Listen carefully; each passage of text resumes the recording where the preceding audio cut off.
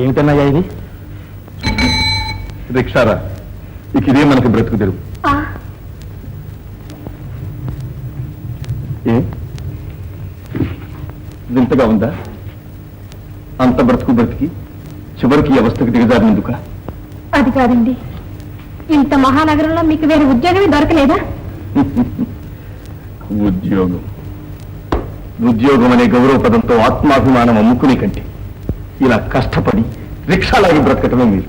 వద్దన్నయ్యా, ఈ రిక్షా అమ్మేతే ఎంత బ్రతికి చెడ్డానో రిక్షా లాగడం నేను సహించలేదు.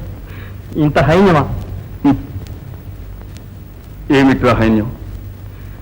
కాయ కష్టం చేసి చెమటోర్చి పొట్ట పోసుకోవటం హైన్యమట్లా? మన తాతలు తండ్రులు పొలాల్లో కష్టం చేసి కుటుంబాలను పోషించలా?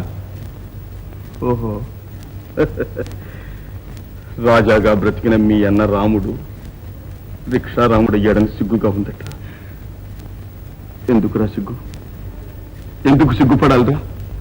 దోపిడీలు చేస్తే సిగ్గుపడాలి, దొంగతనాలు చేస్తే సిగ్గుపడాలి.